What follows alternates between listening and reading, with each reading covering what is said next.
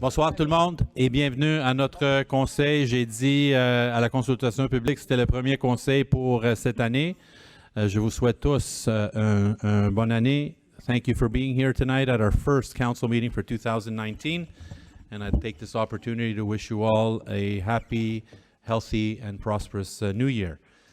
On commence avec M. Kobe Gibson. M. Gibson, bonne année. Je pense que c'est la dernière journée de souhaiter une bonne année. C'est ça que j'ai appris aujourd'hui. Je ne sais pas pourquoi, mais la date limite de le dire, c'est aujourd'hui. On ne manque pas d'opportunité. Allez.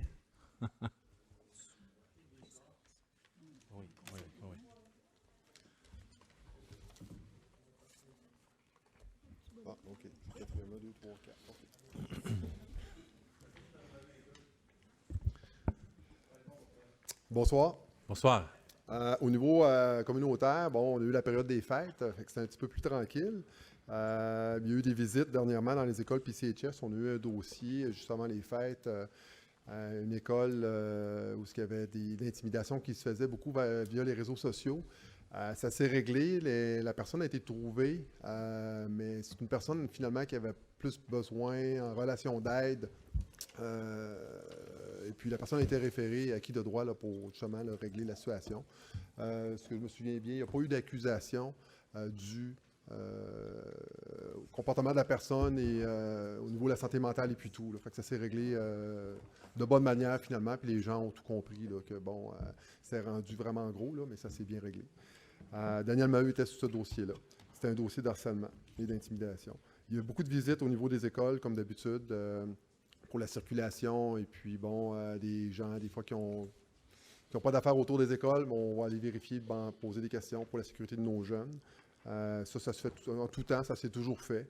Il y a eu des vérifications par Daniel Maheu auprès de l'école Lalande pour les autobus scolaires le matin, parce que les gens passent, ils ne respectent pas les panneaux d'arrêt, les panneaux lumineux des autobus.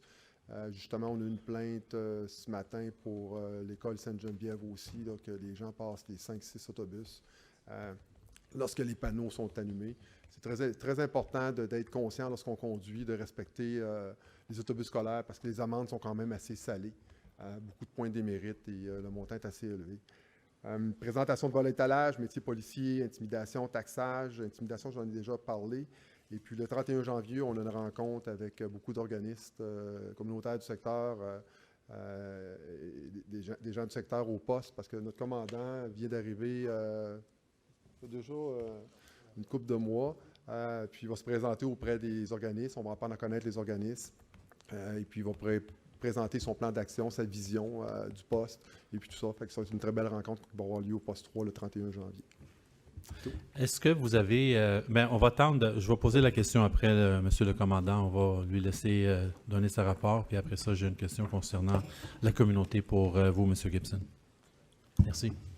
Bonjour monsieur, bonne année. Bonne année. On va commencer au point de vue criminel. Au dernier conseil, on ne m'a pas pointé, comme quoi, surtout dans la partie ouest, Pierrefonds, il y avait eu des introductions par effraction. On avait un modus operandi quand même assez spécial. J'avais dit qu'on avait arrêté une personne qui avait des objets volés d'une introduction par effraction. On en a continué à en voir d'autres. Puis, dernièrement, on a eu une arrestation qui était dans Dollard des Ormeaux pour un monsieur qui avait, dans le fond, le même modus operandi, dont on brise des fenêtres en arrière, on rentre une barre de métal. On a une arrestation qui a été faite la semaine passée. On espère que ça va baisser. Malgré ça, les introductions par effraction par rapport à l'année passée, on est en légère baisse. Fait que oui, il y a eu un petit regroupement, puis on avait 2 regroupements. On pensait au début que c'était lié parce qu'on en a eu plus dans la partie Est, aussi de Pierrefonds, qui était plus dans le commercial. Et on s'est rendu compte, là, surtout là, juste avant les fêtes, en date du 19 décembre, on a une grosse opération, parce qu'avant le 19 décembre, dans les jours précédents, on avait environ une dizaine d'introductions par effraction, surtout dans des commerces.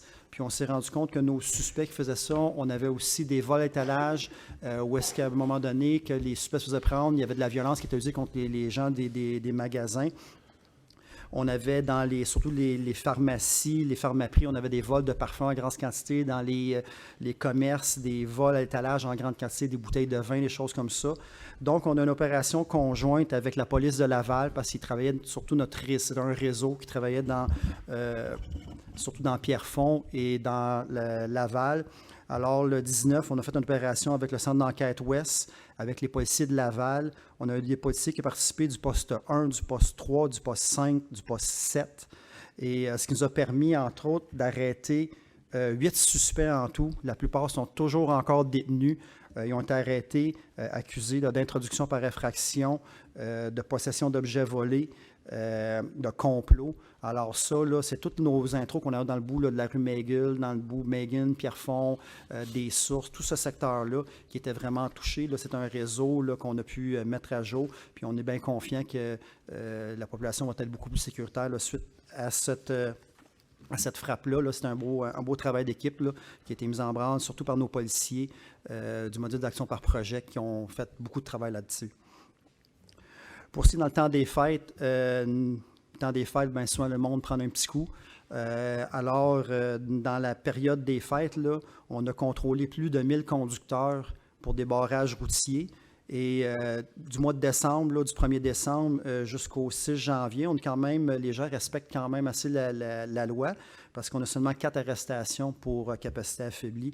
Alors, c'était quand même bien. C'est ce qui est pour au niveau criminel. Comme je dis, normalement, au niveau criminel, à part les petites vagues que je vous ai impliquées, on est en baisse par rapport à l'année passée. Point de vue circulation, accidents blessés, on a une légère baisse. On a une légère hausse d'accidents matériels seulement.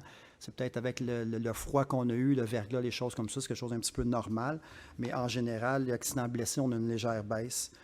Pour ce qui est des suivis, les questions que vous m'avez posées au dernier conseil, on m'avait fait part du stationnement de nuit sur la rue Lépine, puis aussi sur la 9e avenue. Les policiers ont fait des opérations un petit peu avant Noël là, dans les rues. Sur la rue Lépine, il n'y a aucun constat qui a été émis, qu'on m'avait ciblé cette rue-là. Dans le bout de la rue Parkinson, Millette, un petit peu de la 9e avenue, là, il y a une quinzaine de constats qui ont été donnés. Aussi, on m'avait parlé aussi, j'avais une plainte sur la 16e avenue, comme quoi des véhicules là, dépassaient. M. Jacob m'avait donné ça sur la 16e, qu'il y avait des véhicules qui restaient plus de 24 heures au même endroit. Alors, ça causait des problèmes pour le déneigement. Alors là aussi, il y a des billets qui étaient donnés. Puis je pense que le problème est rentré dans l'ordre. Là, ça fait que c'est important. C'est dommage pour nos citoyens qui ont des billets, mais on ne le fait pas par le plaisir, on le fait parce que pour le déneigement, dans le fond, pour que tout le monde puisse utiliser la rue. Vous m'aviez posé aussi la question concernant la polyvalente des sources. Selon gang de rue, on a contacté l'agent Daniel Maillot, contacté l'agent socio-communautaire du PDQ4. Puis, elle travaille depuis des années en proche collaboration avec la direction. Puis, il n'y a pas de problématique, là, il n'y a rien que la direction a vu. Alors, si vous avez des choses là, qui ne s'est pas rendu à nous, là, mais pour nous, à notre niveau, là, on n'a pas de problème de gang de rue, il n'y a pas de problème de violence là, qui sort, rien qui sort de l'ordinaire. Vous m'avez fait part aussi, là, vous m'avez demandé si on avait des problèmes avec le crime organisé. Là, suite, il y avait une bagarre dans un bar. Je dis qu'on était pour faire des vérifications. Là, il y avait une bagarre en fin novembre, début décembre, là, dans le bar, le Tonic. J'ai vérifié avec mes policiers du module d'action par projet. Puis, il n'y a pas de problématique comme telle. Comme je vous avais dit, là, c'était des personnes un petit peu intoxiquées. Puis, on met de l'alcool, des fois, bien, ça dégénère. Mais avec les propriétaires du bar, on a une très bonne collaboration. On a même eu un événement là, où il avait brassé que le propriétaire s'est déplacé en pleine nuit pour venir donner accès aux images vidéo. Alors, on a une bonne collaboration. Puis, on n'a pas eu besoin de faire de suivi, là, surtout à ce qui est la loi sur les alcools. Quand on a des problèmes de bar, bien, on fait des suivis avec notre équipe moralité, mais ce n'est pas un endroit problématique. Là. On a une bonne collaboration avec les propriétaires ici. Puis, comme je dis, bien, on a nos introductions par effraction qui devraient rentrer sous contrôle. Alors, je pense que ça fait pas mal le topo de ce qu'on avait discuté au dernier conseil.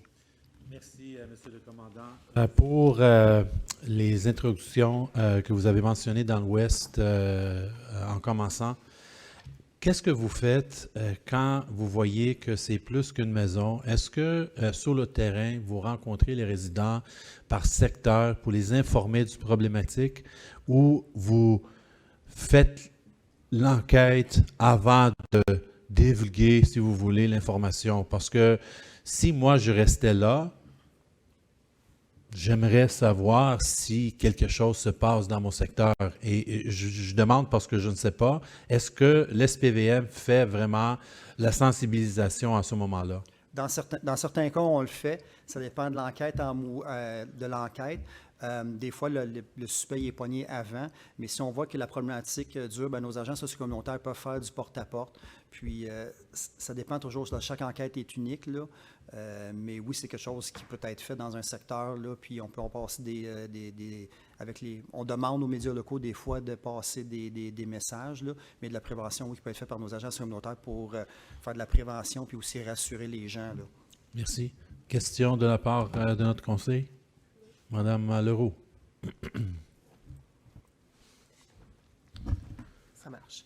Donc, je voulais vous remercier premièrement pour la demande au niveau de la Guignolée.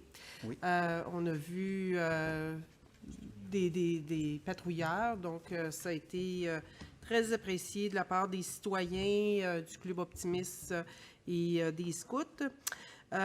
Merci aussi parce que je trouve que c'est important de le souligner au niveau des autobus scolaires. Même moi, sur Gouin, à un moment donné, les gens, je pense qu'ils ne font pas la distinction entre quand il faut arrêter, si je suis à sens contraire ou quoi que ce soit. Que continuer parce qu'il y en a beaucoup encore qui passent et qui ne font pas attention. Je voulais souligner au coin de la 8e et de Prince-Édouard, on a un défense de tournée à gauche après 16 heures et en semaine. Et les gens tournent quand même à gauche un peu. Et ça, je dirais, c'est aux alentours de 17h, 18h, quand il y a le train de banlieue qui arrive. Et les gens se faufilent pour s'en aller vers des sources et ça devient là une circulation assez dense, mais surtout très rapide. Les gens se dépêchent pour s'en aller, donc faire attention, bientôt, et veut pas, ça va être le printemps, les jeunes et tout ça. Donc, si vous pourriez faire une petite vérification à ce coin-là, s'il vous plaît. Si je peux ajouter à Roxborough, à Prince Edward, puis 8e rue, la raison pourquoi la Ville avait décidé à l'époque de mettre une interdiction de tourner à gauche à cet endroit, c'est que les gens qui débarquaient du train, qui prenaient leur voiture, prendraient 8e Prince Edward après General Brock pour aller chercher Boulevard des Sources ou pour aller plus loin sur 14e des Sources et aller plus au sud. Au lieu de prendre 11e et 14e, ils voulaient éviter ça en prenant ces rues vraiment hyper résidentielles. On a le problème, comme j'ai mentionné auparavant, le matin, les gens qui prennent le même chemin pour aller chercher le train.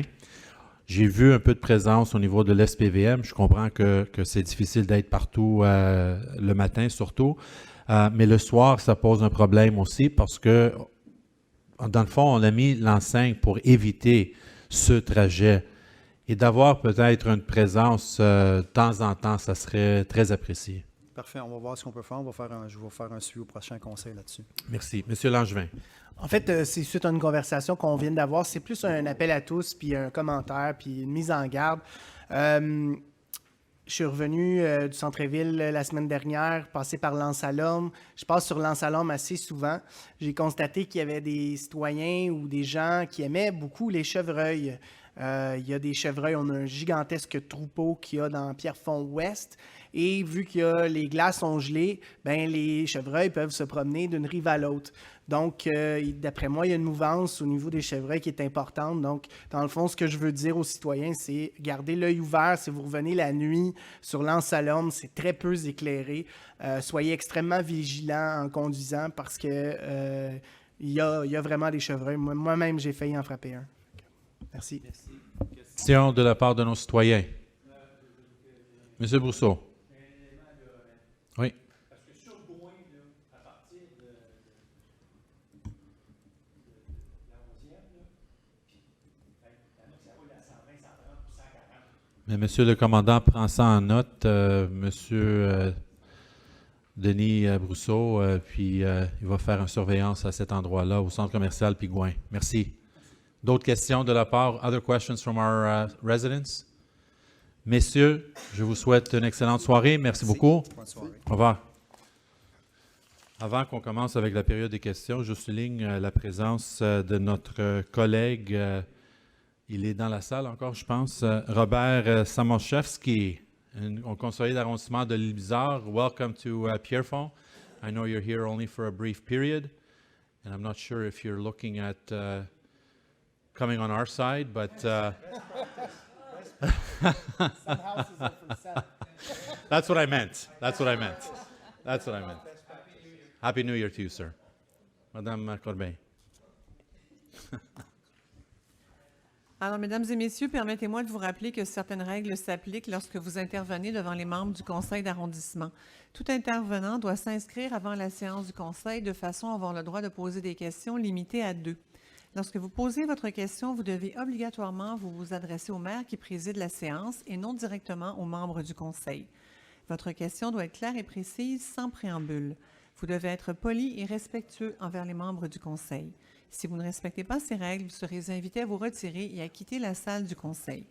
La prise de photos, de vidéos et les enregistrements sont interdits sans l'autorisation du maire. Ladies and gentlemen, allow me to remind you that certain rules apply when you address council members. Each individual is requested to register prior to the council meeting in order to have the right to ask questions, not exceeding 2.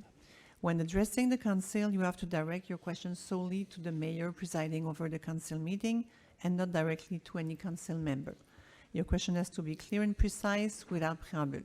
If you do not respect these rules, you will be asked to retire and to leave the council chamber. Taking pictures, filming and recording are forbidden without the mayor's authorization. J'ai quelques informations pour ma rubrique, Madame Corbeil. J'ai complètement oublié. Honnêtement, c'est la première fois qu'on revient des fêtes. Puis j'ai manqué l'opportunité, mais j'ai quelques informations à transmettre à la population.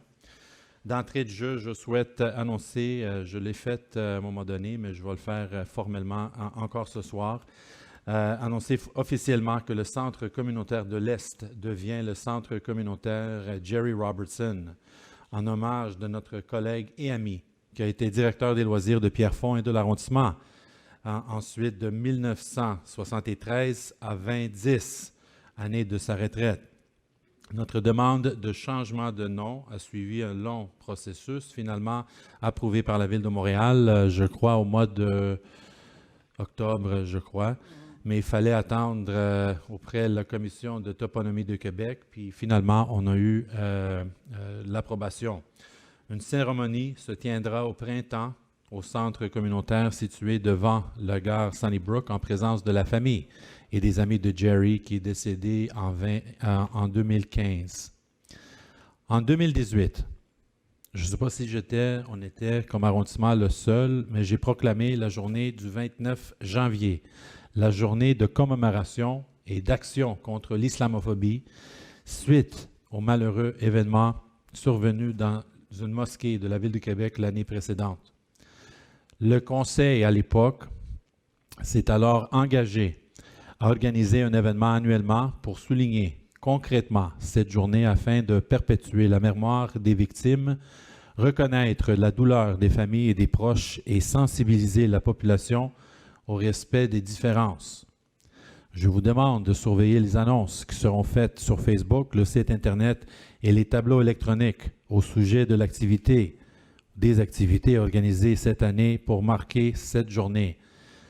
Je veux souligner que c'est un effort, oui, que l'arrondissement initie, mais on travaille avec des partenaires, les organismes, les lieux de culte, et on va être prêt à annoncer quelque chose très bientôt pour souligner la journée du 29 janvier.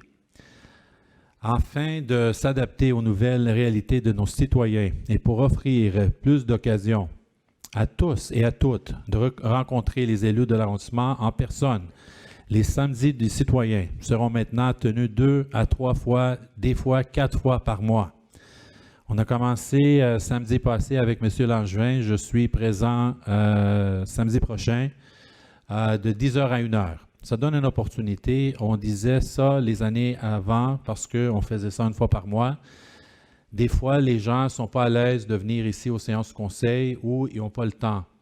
Et là, d'ouvrir la porte à la mairie et de rencontrer les citoyens individuellement, je pense que ça les aide aussi et ça donne une opportunité idéale pour les résidents de présenter leur soit inquiétude, soit leur opinion, quoi que ce soit, et même juste prendre un café avec un élu de chez nous. Encore, je vous encourage de suivre les informations sur le site Internet et je vous encourage tous de venir nous voir entre 10h et 13h à la mairie ici. De toute façon, si on a un changement, un samedi où on n'est pas présent, où les heures entre 10h à 1h sont de 10h à midi, on va faire ces changements à fur et à mesure sur le site Internet et on vous demande de surveiller le tout. Les difficultés en santé mentale me préoccupent et m'interpellent beaucoup. Je pense qu'il est important de venir en aide aux personnes qui en souffrent et nous appuyons les organismes locaux qui en traitent. Le 30 janvier, c'est la journée Belle Cause pour la cause et pour chaque message texte, appel mobile, appel interurbain, tweet avec le mot, c'est quoi hashtag?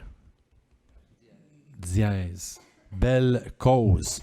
Lors de la journée Belle Cause pour la cause, Belle versera 5 cents pour des initiatives en santé mentale. Et j'encourage tous les citoyens à participer à cette journée importante pour nos concitoyens qui ont en besoin et qui en bénéficieront. Encore, je vous rappelle le programme culturel et les activités de la bibliothèque. On vous demande de consulter les différentes plateformes d'information et la revue municipale pour connaître le programme culturel et les activités de la bibliothèque de Roxboro cet hiver. On avait dit, avec le changement, avec le déménagement, le montage de la nouvelle bibliothèque, le seul endroit maintenant comme bibliothèque, c'est la bibliothèque à Roxboro. On espère d'ouvrir la nouvelle bibliothèque au mois de mars. On essaye très fort parce qu'au début, on voulait ouvrir la bibliothèque pour la semaine de relâche. On essaye encore, mais on ne sait pas si ça serait possible. De toute façon, on va inviter des groupes cibles pour faire des tests à l'intérieur de la bibliothèque avant la grande ouverture, soit les personnes âgées, soit les jeunes, soit les écoles. Et on va faire ça pour vraiment s'assurer que tout fonctionne très bien à la bibliothèque avant qu'on ouvre la bibliothèque officiellement. Toutes nos patinoires ont été ouvertes au début de mois en étant en bonne condition. Je vais vous dire, ce n'était pas facile, M. Fredette, vous savez très bien, avec les services des travaux publics. Et je sais parce que tôt en ma carrière, on gérait tout ça et ce n'est pas évident avec la température. Mais malgré la température, je peux vous dire, on était un des seuls, parce que j'ai surveillé les autres aussi. Des fois, on a le temps de surveiller qu'est-ce qui se passe. On sait qu'à Pierrefonds, Roxboro, on a très bien fait ça. Puis même, il y avait des moments où les autres étaient fermés, mais nous, on était capable de garder les patients. C'est pas parce que, oui, on était chanceux aussi, mais parce qu'on a des équipes dédiées vraiment pour ça. Et la raison pourquoi je soulève ce point, c'est parce qu'on a maintenant sur le site web un bouton où vous pouvez vérifier l'état de la situation au niveau des patinoires, les 16, je crois, à l'arrondissement, l'état de la situation de la glace. Et c'est mise à jour, merci, quotidiennement. Ça veut dire que vous allez avoir, je ne sais pas, l'information live vraiment de ce qui se passe sur le terrain. Très, très, très rapidement, le 9 février, c'est l'événement Plaisir d'hiver ici à la mairie, dans le stationnement, comme on a fait de l'année dernière. Madame Gervais, je sais que le service travaille très fort, c'est de 11h à 16h cette journée. Je vous encourage tous. On va avoir des activités pour les enfants, les amis. Venez en famille et profitez de cette journée incroyable. Vous remarquez aussi au cours des prochains mois l'installation de structures d'affichage sur le territoire de Pierrefonds-Roxboro, mais aussi de toute la ville de Montréal. Et les citoyens et les associations auront maintenant la possibilité d'afficher leurs messages et ces structures publiques mises à leur disposition. Il va y avoir 13 affiches comme ça sur le territoire. Ce n'est pas beaucoup sur le territoire, mais on commence avec quelque chose. Ça veut dire que c'est le premier moment qu'on va avoir pour les résidents et les associations de mettre leurs annonces sur ces structures. Il va y avoir une procédure à suivre. Et je laisse Mme Palladini communiquer l'information sur le site web, le Facebook et les autres plateformes que nous avons pour démontrer qu'on a une ouverture, mais aussi comment le faire. L'arrondissement a relancé sa campagne de déménagement afin de sensibiliser les citoyens sur les opérations de déneigement. Les actions posées sous forme de fiches statistiques. Vous savez, hein, c'est le premier conseil du mois, de l'année même. Et je veux déménager très bientôt. Juste pour vous dire qu'on vous demande, les citoyens, de faire attention au niveau de stationnement sur rue, surtout la nuit, où c'est interdit. Ça nous aide beaucoup. Aussi, on vous demande de faire attention avec les bacs de recyclage, des bacs de vidange, etc., de ne pas ralentir les opérations de nos services. Des fois, c'est le résident qui ralentit les opérations parce qu'ils veulent stationner sur la rue, parce que le contracteur vient faire l'entrée. La priorité, c'est les rues, parce que si ce n'est pas bien fait, on ne peut pas revenir tout de suite. Ça va prendre peut-être des heures et des heures avant qu'on revienne sur la rue. Et surtout avec la température qu'on a eue jusqu'à date, comprenez que ça prend la collaboration de tout le monde pour s'assurer qu'on a un bon service. J'ai 2 autres items très rapides. Le badminton, à compter, ça c'est nouveau, à compter de 2 février. Veuillez noter que le badminton libre se tiendra à 2 endroits, soit l'école secondaire Pierrefonds, PCHS en face, et Riverdale. Jusqu'à la fin du mois de janvier, moment de transfert des activités, vous pourrez jouer à l'école Charlemagne. Maintenant, on a changé l'endroit pour utiliser PCHS et Riverdale, et je vous encourage encore. Il va y avoir un dépliant qui va sortir très bientôt, un dépliant comme ça, qui va vous donner les heures. C'est 4 jours semaine à PCHS, 2 jours semaine à Riverdale.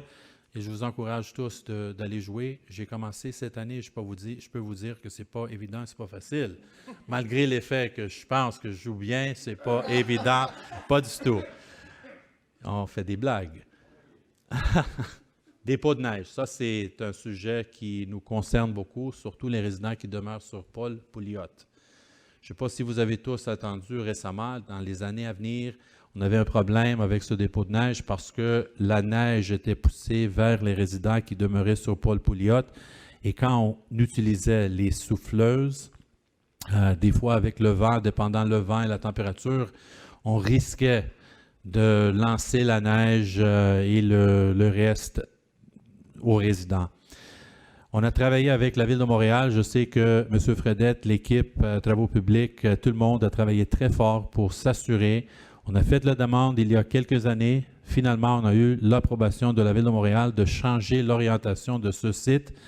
Et c'est pour assurer les gens qui demeurent à Paul Pouliot. Maintenant, on pousse la neige l'autre côté qui est au nord de ce site et pas vers les maisons. On a créé aussi une petite, si vous voulez, une montagne de neige pour protéger les résidents au niveau de bruit. Parce qu'on a les camions puis les tracteurs et tout ça qui travaillent des fois le soir et la nuit. Pas souvent, mais c'est nécessaire. Et pour cette raison, on a créé quelque chose, un buffer, si vous voulez, pour éliminer un peu le son. Et je sais que jusqu'à date, je n'ai pas eu de problème au niveau des résidents sur Paul Pouliot et je vous félicite, M. Fredette, avec l'équipe et tout le monde. M. Jacob aussi a travaillé sur le dossier et on a fait ça parce qu'on a eu beaucoup de plaintes puis on comprenait aussi que ce n'était pas évident et pas facile pour les résidents qui demeuraient sur cette rue. Sur ça, je vous remercie. Alors, la première personne inscrite à la paire de questions, M. Ross Stitt.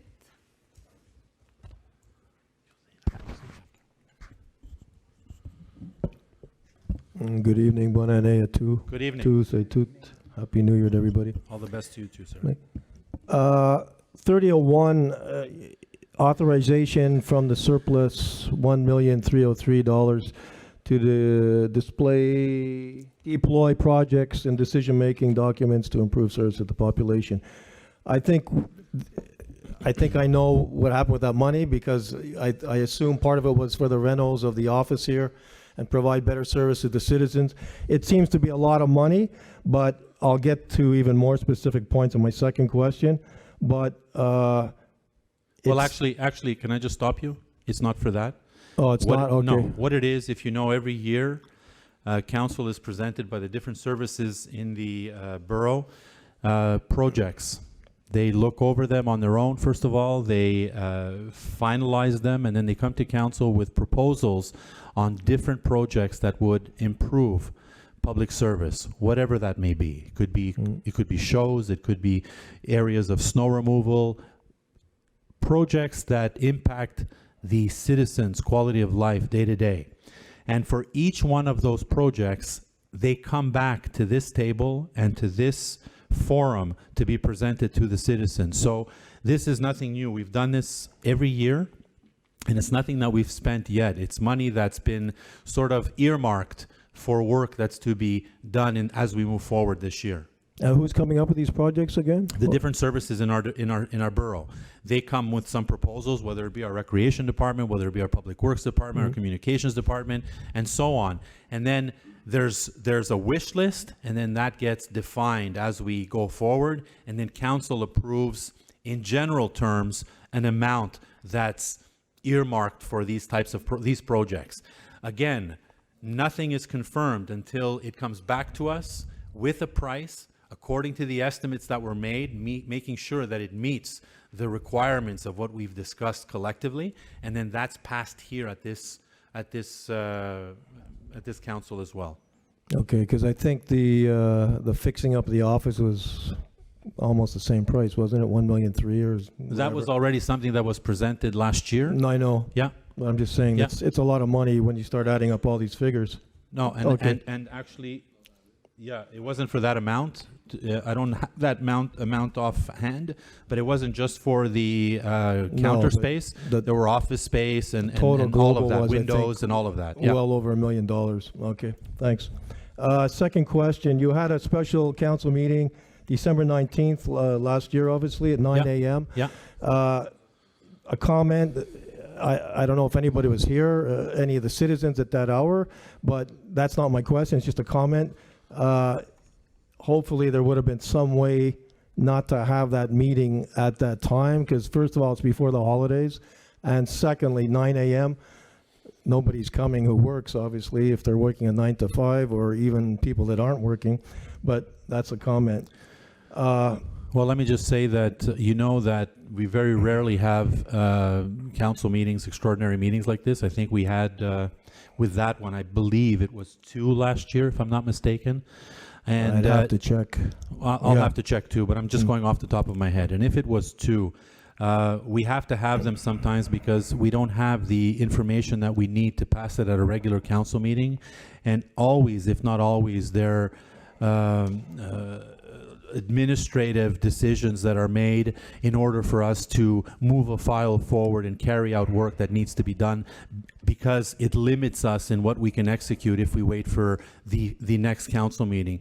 That's really all it is. It's by no way to ever have any files passed at that time purposely. It's because it's the only opportunity that we have at that time. Thank you. My question is, you had 2002 was passed in 2003. 2002 was a contract to Group Axor for engineering architectural services for 2019 and 2020 in the amount of $383,000.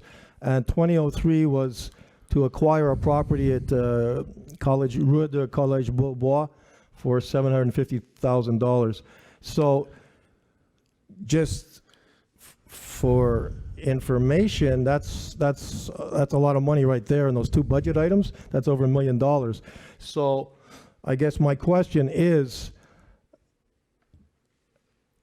why are we buying that property? What's the land use for? Is there buildings involved? What's the future use of that property for 2003? And for 2002, why can we not, we have all our, you're always talking about our services. Why do we always have to hire outside for a project manager for 2 years at almost $400,000? Well, Can't we do that in-house without first of spending all, all that money? there was probably about 12 questions in there. I'm going to Well, answer it. I'm it's going to all answer it as one. I'm part of going to the answer it lump. as one to end that second question. second question, if you will. The file that was passed for the amount that we're talking about in the consultation, as you know, we carry out a lot of work in the borough that requires a lot of support and a lot of supervision. We don't have the resources to be able to do that internally, nor do we have always the expertise that we require. Do we have a lot of expertise? Yes, but sometimes we don't have the expertise required to be able to move files forward at the pace that we're doing them, because you can see clearly in the last 4 to 5 years how much work has been done on our territory. And so this is an absolutely necessary aspect of what we do to ensure that the money is being well spent and it's being spent in the right way. The other part regarding the lot that is to be purchased, we're always being told that we need to conserve more green space. Yep. We've always been told that every time we have an opportunity, as we've had in the past, that we should look at purchasing some land. And we've done this on occasion. We've done it on occasion when it becomes affordable, and we haven't at other times when it hasn't been. We did this on Fifth Avenue North. We've done this on Gouin. We have this now at Collège Beaubois, which is bordering from our marina, or our marina that's being built, to the school, to the high school. All to say that that land is not developable, if that's a word. And really what we're doing is we're saving that as a green space and extending the green space that is already there, which is now the Port de Plaisance, which will add another element to that area. So that we're quite proud of that corner now that we've acquired and now have made that part of a green space in one of our parks in the borough. We have others as well that we're looking at, Mr. Stitt, and I have to tell you, sometimes the price isn't right. Sometimes it's not affordable. We have a parks fund. We're over $1 million now, 1.2, 1.3, I think it is. We haven't used it yet, but we could use that. No, don't use it, because we're going to use it for Anse Lorme, don't forget. Well, you're going to need maybe 100 times that, maybe We'll 200 get it, times we'll get that. it, don't worry. But that's okay. That's okay. And you know what? If we do, so be it. Nobody's against that virtue, if you will.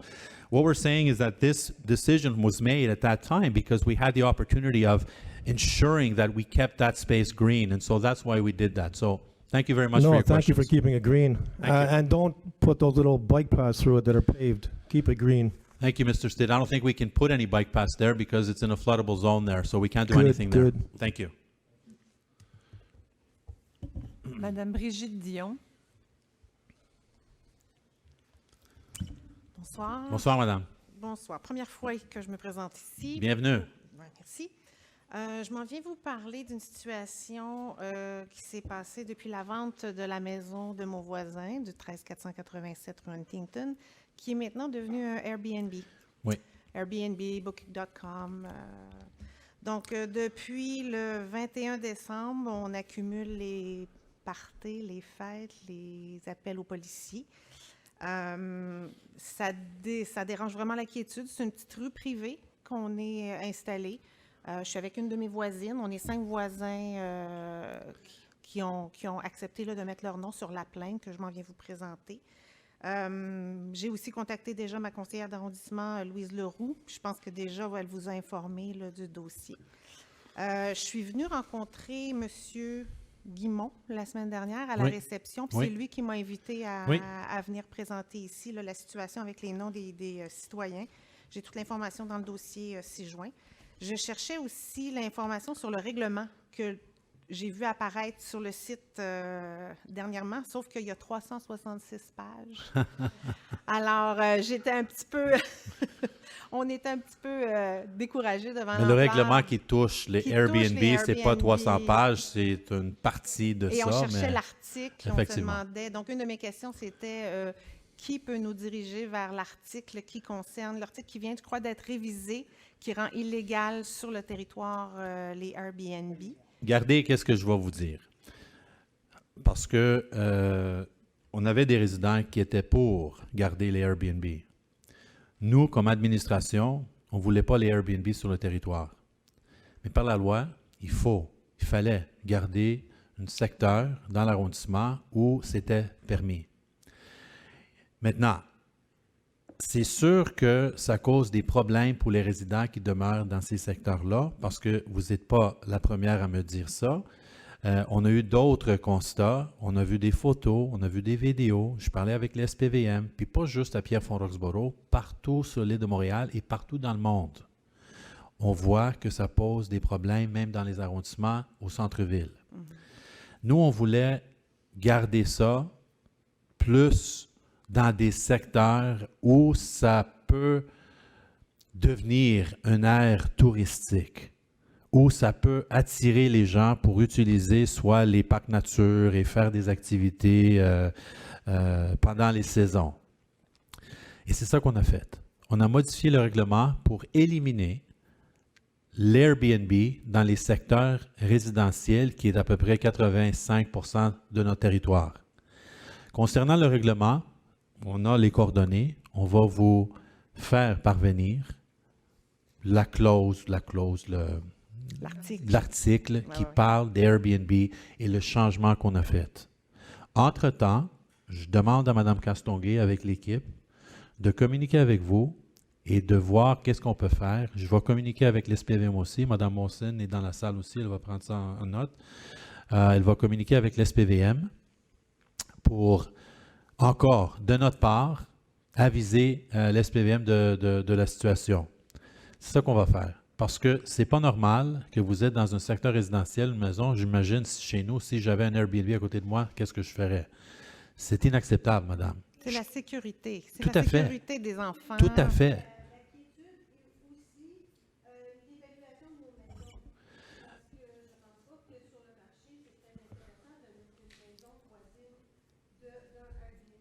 Madame, moi, je prends la sécurité comme priorité. Puis, aussitôt qu'on parle de sécurité, pour moi, c'est assez. Le reste va venir avec. Si la sécurité est questionnée surtout les jeunes, parce que la raison pourquoi on a changé le règlement, c'est plusieurs raisons, mais dernièrement, c'était un résident qui avait pris des photos, puis les vidéos, puis le contact que j'ai eu avec l'SPVM, puis j'ai vu ça dans un secteur résidentiel, puis j'ai dit, c'était pas croyable, qu'est-ce qui se passe ici, là? Puis la fille qui reste en face, une jeune fille, pouvait même pas sortir de chez elle, parce qu'elle était inquiète Oui, elle avait peur. Et c'est pour ça qu'on a commencé le processus pour voir qu'est-ce qu'on peut faire, comment, selon la loi. Puis c'est pour ça qu'on a changé le règlement. Et Mme Castonguay va être en communication avec vous parce qu'on veut arrêter ce genre d'activité dans des secteurs résidentiels. Même dans les secteurs commerciaux, comme j'attends à Rosemont-la-Petite-Patrie, Ville-Marie et d'autres arrondissements, ils veulent éliminer ça pour les mêmes raisons. Parce que c'est ça, c'est peurant. Il y a des gens qui se promènent nus sur les terrains. Il y a un spa à l'extérieur. Oh non, je sais. Monsieur Langevin a quelque chose à ajouter à ça. Vous pouvez aussi aller clairement sur le site qui est, dans le fond, celui qui fait la promotion de cet espace-là. Il y a à peu près 29 adresses sur l'ensemble du territoire, c'est à peu près 36 000 adresses qu'il y a sur le territoire de l'arrondissement. Ce que je vous conseille, c'est oui, passer par Mme Castonguay, mais aussi d'aller sur airbnb.com /neighborhood. Et tout de suite, là, sur le site, vous pouvez faire une plainte. J'ai rencontré les personnes responsables lors d'une conférence de Airbnb, puis ils disent qu'après 2 plaintes, de règle générale, c'est beaucoup plus difficile pour le propriétaire de se réenregistrer pour faire la promotion de son espace. Fait que ça fait comme quelque chose de plus. Il l'a fait, hein? Oui, c'est ça. Donc, mais là, vous avez dit Airbnb/neighborhood. Airbnb.com/neighborhood. OK. Puis On va communiquer l'information, madame, demain. Quelqu'un va vous appeler pour vous donner l'information. Puis, nous, on est là pour collaborer avec vous, là, pour vous donner l'information. Oui. On est aussi en contact avec les gens de la rue Aquila, qui sont tout près de chez nous, qui ont le même Mais dans enjeu. le fond, c'est cette Chevalier, situation-là. Monsieur Effectivement, Chevalier. c'est cette situation-là. Nos enfants, nos filles sont amis à l'école. On peut donc, pas être partout, madame, vous comprenez. Ouais. Même avec les équipes et les services qu'on a, les inspecteurs, enquêteurs, etc., on peut pas être partout. C'est impossible. C'est pour ça que je dis aux gens, quand ils voient quelque chose, de nous appeler. Maintenant, je peux vous dire aussi, on a fait des changements au niveau de 3-1. On a fait des changements au niveau de 3-1. On travaille sur un projet pilote avec la Ville de Montréal. On est 3 arrondissements, je crois, qui sont inscrits dans ce nouveau projet de 3-1. Et je peux vous dire que le 3-1 va fonctionner beaucoup mieux que c'était. Parce que j'ai eu la difficulté aussi avec le 3-1. J'ai fait des tests moi-même pour mon arrondissement pour voir les réponses que je vais avoir. Et je n'étais pas content. Mais là, Montréal a lancé un projet pilote pour le 3-1. Je ne peux pas aller en détail avec ça encore, Mais c'est juste pour vous dire, je pense qu'on est là pour donner l'information aux citoyens. Si vous avez quelque chose, n'hésitez pas, s'il vous plaît. Et je ne parle pas juste à vous, à tout le monde, d'appeler 311. Au moins, enregistrez le plainte. Ah, d'accord. Au moins, enregistrez le plainte parce qu'au moment que vous appelez le 311, vous allez recevoir un numéro. Avec ce numéro-là, on a une trace déjà établie. Là, on peut faire un suivi facilement. Quand vous avez appelé, pourquoi, comment, on peut transférer à des services, au SPVM, etc. Vous savez, quand vous appelez, parce que je reçois des fois des gens qui me disent « j'ai appelé la ville 3 fois. Cette fin de semaine même, j'ai appelé la ville 3 fois. Puis on vérifie avec la ville, on n'a pas d'appel. Puis c'est impossible que quelqu'un a appelé la ville et ce n'est pas enregistré. C'est impossible. Et c'est pour ça que je vous dis, tout le monde, appelez le 311, puis là, c'est enregistré. On peut faire un suivi beaucoup facilement comme ça. Beaucoup mieux. D'accord. On a aussi Venez nous contacté voir le poste de quartier. On a parlé avec Venez nous voir les le policiers. Et Donc, venez nous voir le Venez nous voir le samedi samedi aussi, aussi. quand on est là dans les Oui, bureaux. en fait, c'est ça, je me suis dit. J'ai dit Venez samedi nous voir. prochain. Oui, Entre c'est 10 ça. et 1 heure. C'est On est là. parfait. C'est parfait. OK. Donc, j'attends un appel de Mme Madame Castro, quelqu'un va vous appeler. N'hésitez pas, demain, quelqu'un va vous appeler. Sinon, Madame Mossine, mon attachée est dans la salle aussi. Si quelqu'un vous appelle, parfait. Sinon, elle va vous appeler, communiquer avec Parfait. Est-ce que je peux vous laisser? S'il On vous avait plaît, les oui, preuves, avec plaisir. On avait des... À qui je donne ce À moi. document-là? vous.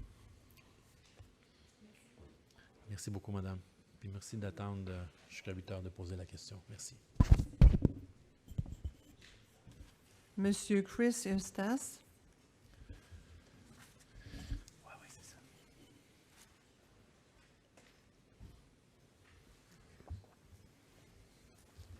Je commence à être libre. On voit. On a soif. Thank you. Good evening. Good evening. Happy New Year to Happy New Year Council. to you, too, sir. And all the best to All you the best to folks you as well. throughout 2019. The best I to you have as well. two items I want to mention, Yes. Mr. Bays. And by the way, forgive me for misspelling your name on the first email that I sent you today. This is what happens when you're out of a classroom too long.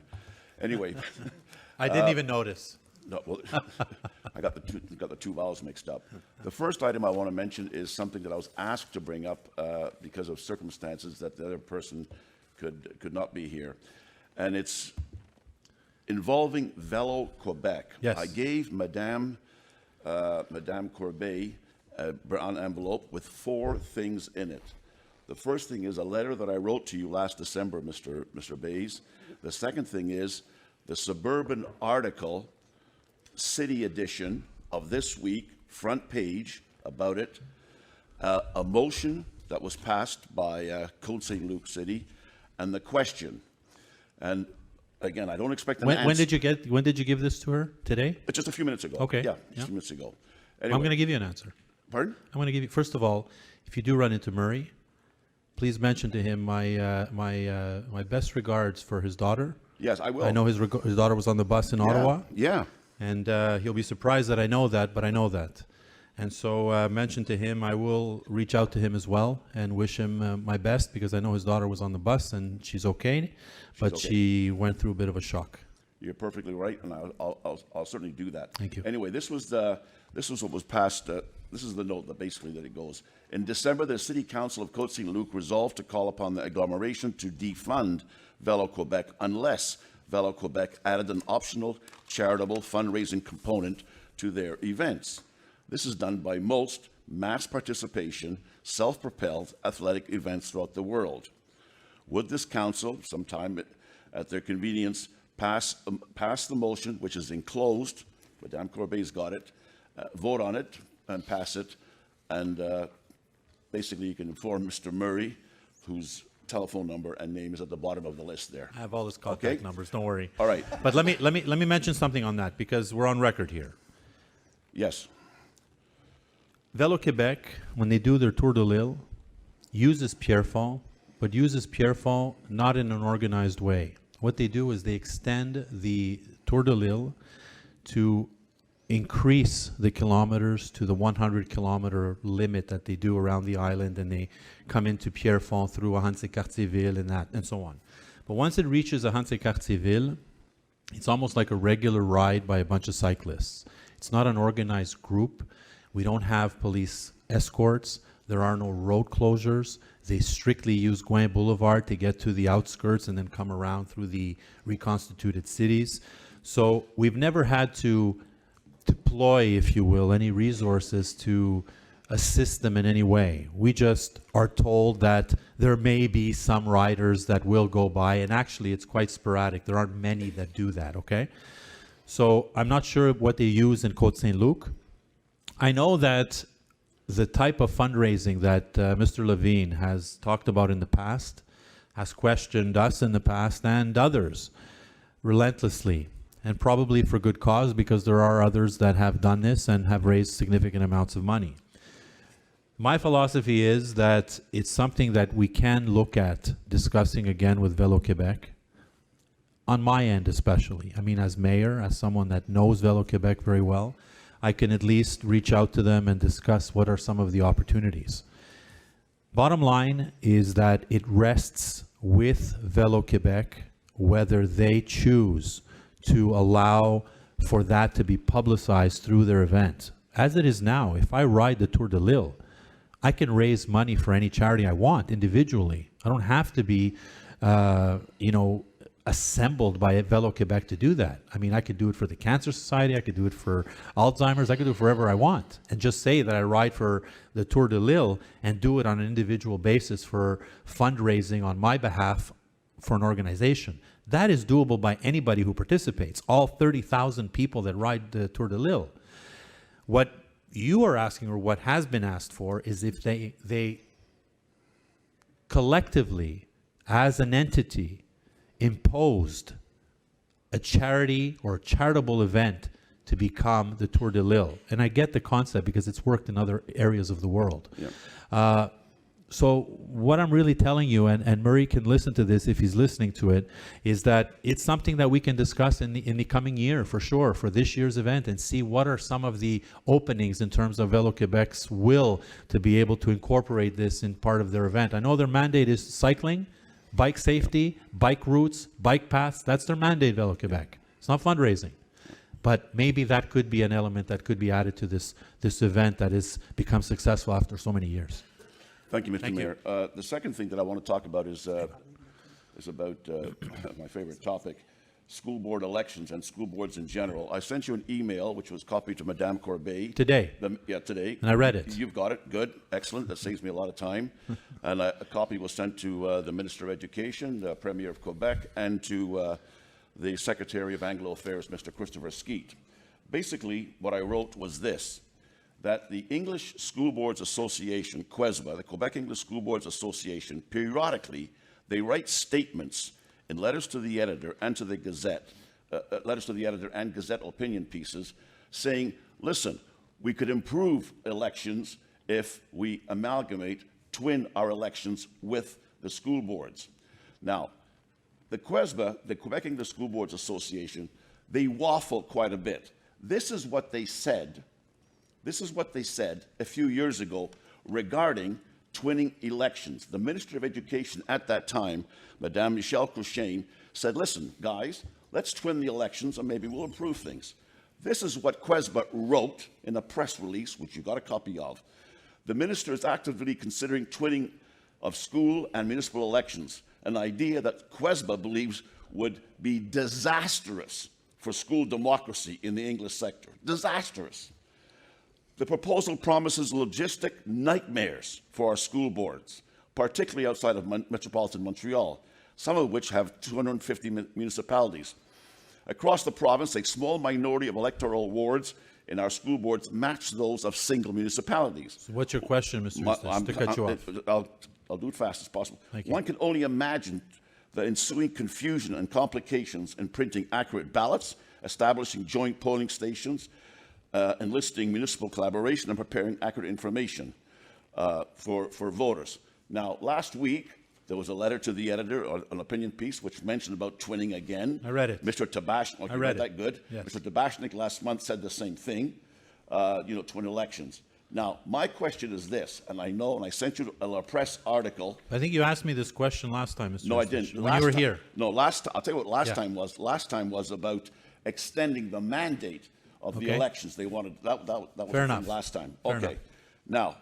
Now, you folks belong to the Quebec Federation of Municipalities, am I right? Right. Okay. Well, we belong to Oh, the sorry. people. We Oh, belong to the people. We just are members of the FCM. Okay. Yes. Thank you We for don't belong clarifying to that the FCM. because frankly, I'm a little bit mixed up. There are two umbrella groups in Quebec regarding municipalities. It's the There's Union des municipalités du Québec. That's you guys, right? That's Quebec, the Quebec entity for the Quebec municipalities. Yes. And then we have the Federation of Canadian Municipalities, which is the federal entity Right. that regroups cities and municipalities, but we do not, if you will, we don't abide necessarily by all their policies. They're an entity that you know, Yeah. that are there for coordinating everybody I together. understand That's all. that. And I'm leading up to the question. Okay. In other words, you take up, I mean your organization, 85% of Quebec's municipalities, about 85%. Correct. You folks, according to La Presse last year, said, no, we are not in favor of twinning school board elections with municipal elections. Who's you The other folks? Who's you folks? municipalities, yeah. The FCM? The federal one? No, the provincial one, the one that you belong Okay, the to, UMQ. the Union of Quebec. Okay. I sent you Okay. a La Presse Yeah. article there. It's Yeah. all in there. So my question is this, keeping in mind that QUESBA has gone on record on and off saying we should twin, we shouldn't twin, what is the position of the borough of Pierrefonds on this matter? What is the position, maybe you know, of Montreal? What is the position of your organization Okay. regarding this twinning business, which, by the way, will never happen because, thank heaven, we have a government that wants to scrap these organizations, the school boards, for their lack of the effectiveness. And before you answer the question, Mr. Bays, I want to read something to you that was in the Gazette last year from I just Mr. need you to ask me the question, Mr. Eustace, respectfully, because I have other Okay, residents. you got 10 seconds. 10 seconds at the please.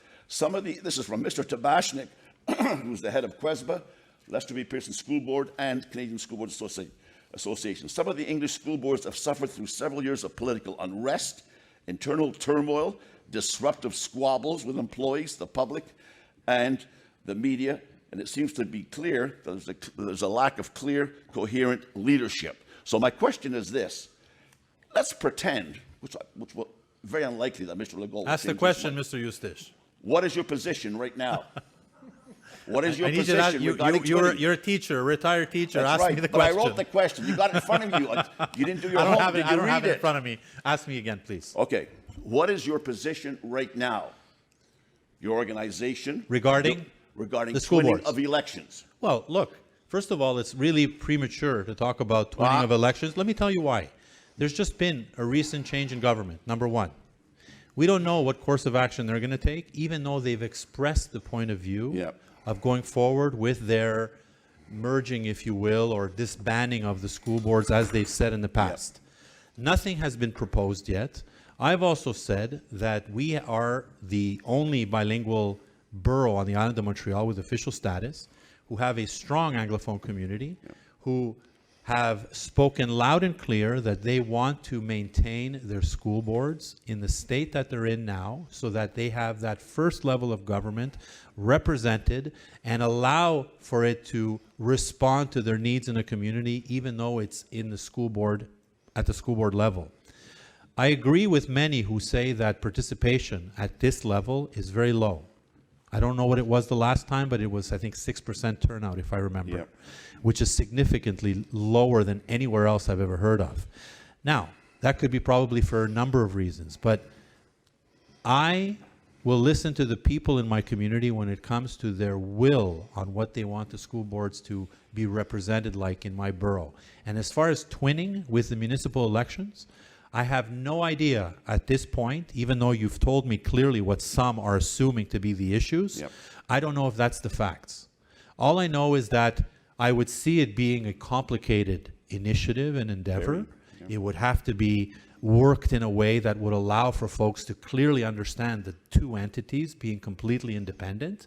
And then once that is done, if that is what the people want, then we would support that will. At this stage, however, because the government is new in Quebec, it would be very premature for me to say one way or the other, because we don't know what the proposal will be. Just like we don't know in some of the other statements that have been made by this provincial government. With respect, there's a short right to reply. But they keep on saying, like the Bashnik just last week and last year, let's twin elections, let's twin elections. But I don't know. I want to go back and tell them, listen, guys, forget it. It ain't happening. But Mr. Eustache, respectfully, and I know Marcus very well, Yeah. I don't know if any of these comments that I've heard tonight Yeah. truly speak on behalf of the English community. I don't know. These are from the newspapers. But I don't know if they represent the English community as it is today. I really don't. It's statements. Yeah. People have made statements. Yeah.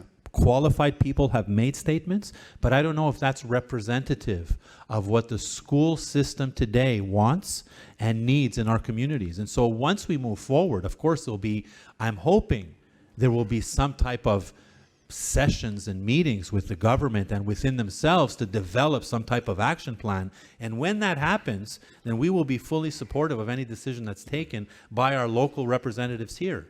No question. Yeah.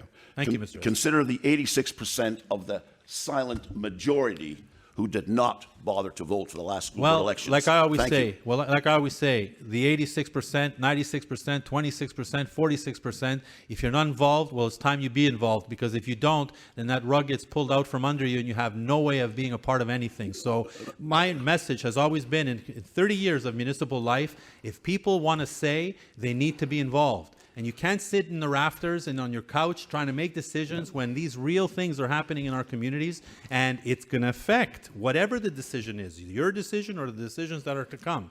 Whatever the decision is will affect in some way or another the quality of life of our community for whatever reason. And if people don't get involved and engaged in something that's emotionally charged or could be, well, I think they're going to miss the boat. And this is why I think the powers that be, whether it be the school boards, whether it be the Minister of Education, whether it be the current government, whether it be people like you, if you all don't mobilize and get the information to the public so that they know exactly what's happening and not reading little snippets from a newspaper, then they may get it wrong.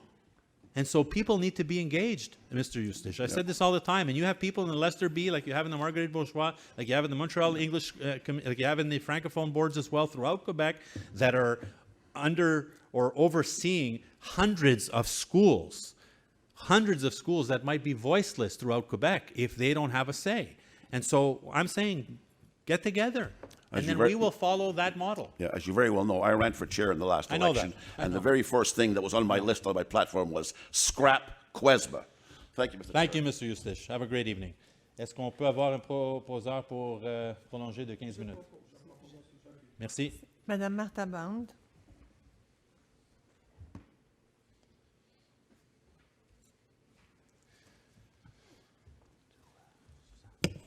Good evening. Good evening. I'll just ask one question since Mr. Stitt covered the other topic. Go ahead, ma'am.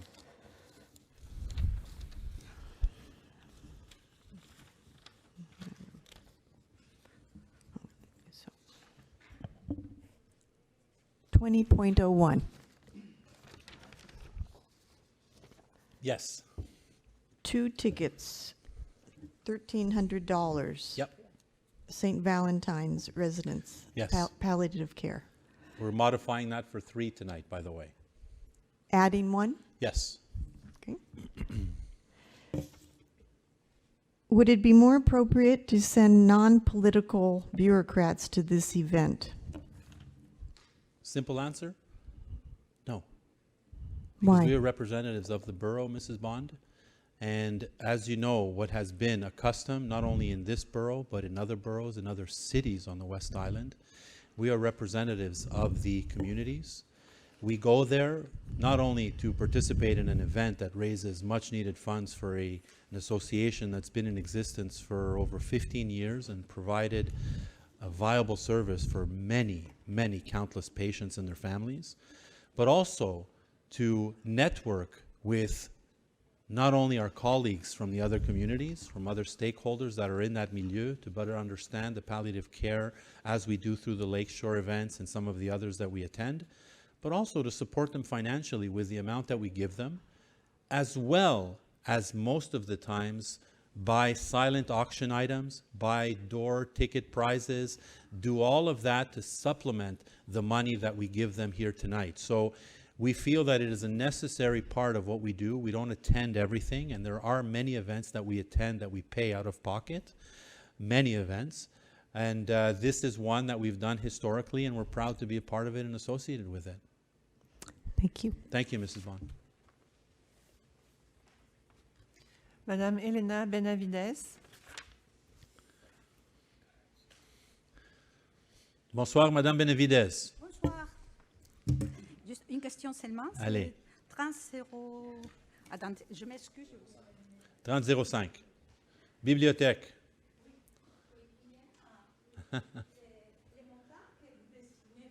Oui.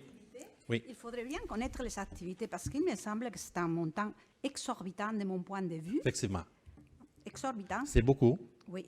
Et parce que nous, on connaît déjà la bibliothèque, tout le Oui. monde la connaît. On sait que vous allez l'ouvrir, vous annoncez qu'elle est ouverte, on va y assister. Oui. Même si vous ne faites rien, on va y aller. Oui.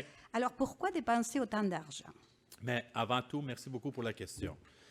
On est obligé, par le programme, le concours, la Ville de Montréal, de faire une ouverture officielle. Avec cette ouverture officielle, on va recevoir de Montréal un montant.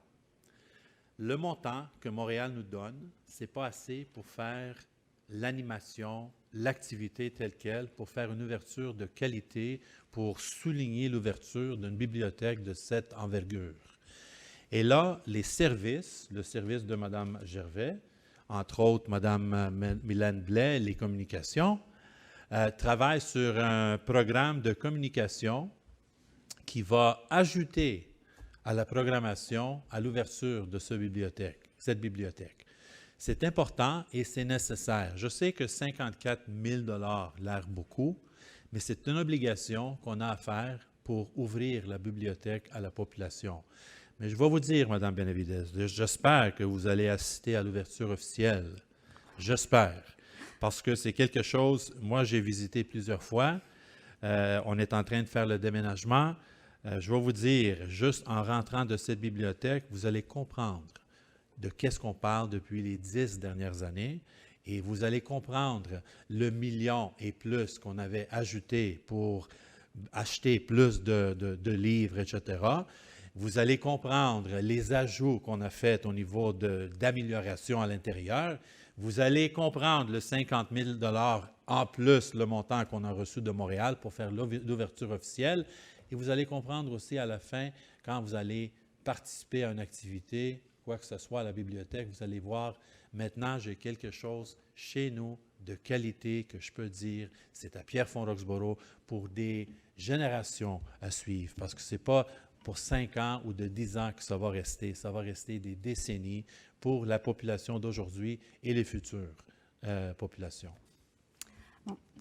Tout ça, c'est très bien, mais il faut quand même que les dépenses soient proportionnelles aussi aux citoyens. Parce qu'on pense des fois, vous êtes élu et l'argent rentre, l'argent est dépensé très vite, mais il ne faut pas perdre de vue ce que les gens aussi, comme citoyens, on peut payer pour ces activités-là. Parce que finalement, c'est nous tous qui les payons. Et ce qui peut se passer, on voit ce qui se passe en France aujourd'hui, comment les élites n'étaient pas vraiment du tout au diapason avec la population, avec des dépenses extraordinaires à tous les niveaux, et on arrive où on arrive. Et c'est ça, la bibliothèque, c'est magnifique, ça va être magnifique, c'est bien. Mais il faut quand même que chacun chez nous, on soit aussi capable de vivre un peu. Madame pas seulement Benavides. d'assister. On a la belle bibliothèque, mais chaque année, vous savez, on augmente l'évaluation des maisons, donc on paye plus pour les taxes. Moi, je Ça vais vous arrête dire, pas. Madame Bell, je ne veux pas mélanger les choses. Puis merci beaucoup pour les commentaires, parce qu'à chaque fois que vous venez, vous soulignez beaucoup de choses au niveau des dépenses et je l'apprécie beaucoup. Je vais vous dire quelque chose. Les évaluations des maisons, ce n'est pas nous qui contrôlons ça. Nous, qu'est-ce qu'on contrôle? C'est les dépenses et le taux de taxation qu'on a localement parlant. Et vous savez très bien, depuis notre arrivée, je ne peux pas parler contre ni pour les autres administrations, mais je vais vous dire qu'est-ce qu'on a fait. Vous savez très bien que même avec les dépenses, pour améliorer la qualité de vie de vous et de nos résidents, On a gardé quand même les taxes très stables. On a même baissé les taxes pour les 4 dernières années, sauf la dernière année, et vous savez pourquoi? On n'est même pas là, à l'administration. Cette année, on a contrôlé encore les dépenses. On a demandé à nos services de couper partout pour contrôler les dépenses, mais de ne pas couper des services.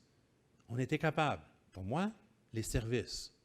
Et nous, comme conseil, c'était facile de prendre ces décisions-là.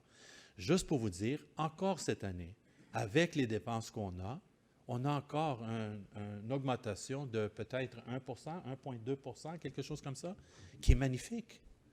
C'est du jamais vu. Oui, effectivement, à chaque fois qu'on dépense de l'argent, on analyse la capacité de nos résidents de payer. Et ça, c'est fait tout à l'année longue. Ce n'est pas parce qu'on veut dépenser 54 000, 300 000, whatever, ici et là. On évalue à fur et à mesure et on analyse si on est capable de le faire. Si on n'est pas capable de le faire, on ne le fait pas. Le 1,3 million que vous avez vu ce soir pour le surplus pour faire des projets, on a eu près de 2 millions de demandes. Mais il fallait être responsable. C'est parfait de demander pour n'importe quoi, mais à un moment donné, il faut évaluer est-ce qu'on est capable de payer. Et on le fait, Mme Benavides, depuis le début, et on va le faire jusqu'à la fin. Et heureusement, on a une équipe exceptionnelle, et je ne parle pas nécessairement du conseil, je parle de nos services qui font un travail exceptionnel à ce niveau-là. N'inquiétez-vous pas, on ne dépense pas pour dépenser. Ça, vous allez voir, la communication qui est planifiée pour l'ouverture est nécessaire parce que ça va attirer beaucoup de monde et ça va démontrer que la bibliothèque, ce n'est pas pour moi. Moi, je vais être ici, je ne sais pas combien de temps, c'est pour les résidents, comme moi, parce que je vais être résident encore après, pour être utilisé pour des générations à venir, Mme Benavides. Et là, vous allez comprendre pourquoi on dépense 54 000, qui ne fait rien dans votre compte de taxes, dans le fond. C'est juste ça que je voulais dire. Mais c'est quand même des montants qui s'ajoutent toujours. Effectivement. Bon, un petit merci maintenant pour les patinoires. Ça, c'est mes garçons qui sont contents de pouvoir aller sur Internet, savoir que les patinoires sont ouvertes sans avoir à se déplacer et parcourir la ville au complet. Donc ça, c'est très apprécié par mes garçons. Merci. Merci, Mme Benavides. Et je souligne aussi l'effort de communication parce qu'on a, oui, les patinoires sur le site Web, on a les branches. Vous pouvez suivre les branches où les camions sont, à quel moment ils vont passer chez vous. On a d'autres éléments qu'on a mis sur le site pour vous aider comme résident de suivre les opérations de la ville, le déneigement. On a toutes sortes de choses déjà établies qu'on n'avait pas avant. Oui, ça avance au niveau de technologie, mais on a une équipe formidable aussi qui fait ce travail pour vous aviser. On a les choses que vous pouvez s'abonner pour recevoir les informations dernière minute. On a le site Web, on a le Facebook, on a le Twitter, on a les enseignes électroniques maintenant qu'on a changé pour vous aviser. On passe ce soir les 13 endroits où les associations et les résidents vont avoir opportunité d'afficher les activités. Écoutez, Mme Benavides, là, nous, les samedis, chaque semaine, il n'y a pas beaucoup d'arrondissements qui le font. Ce n'est pas parce que je ne veux pas vous voir qu'on est là chaque semaine, mais il faut parce que... Et la raison pourquoi je vous dis ça, Mme Benavides, parce que c'est correct de ne pas être d'accord avec 100% des choses qu'on fait. Je comprends et je l'accepte et je respecte les décisions ou les commentaires des résidents qui ne sont pas d'accord nécessairement avec 100% des choses qu'on fait. Je le respecte, honnêtement. Sauf qu'on est élu pour prendre décision pour l'arrondissement avec les services. Puis on le fait pour le bien-être de notre communauté. Et à chaque fois qu'on prend une décision, c'est jamais personnel, c'est pour le peuple. Juste comprendre ça. Et d'être en désaccord, je le respecte. Mais on n'est jamais là pour nous personnellement. S'il vous plaît, comprendre ça. Oui, bon, quand vous dites, par exemple, quelque chose que peut-être tout le monde a accepté, mais le fait de nous avoir enlevé toutes les notices dans Cité Nouvelle, ça, pour certaines personnes, c'est du négatif. Vous savez, la communication n'arrive pas. Il y a encore, même ici dans la salle, il y a au moins une personne que je connais qui n'a pas accès à Internet. Alors, elle s'est fiée des Cités Nouvelles. On a les annonces, merci. Puis j'ai déjà parlé de ça pour terminer parce que je pense qu'on a une autre personne. on met ça sur le site Internet, on met ça sur Facebook, on a ça sur les enseignes électroniques. Les habitués, ils savent déjà.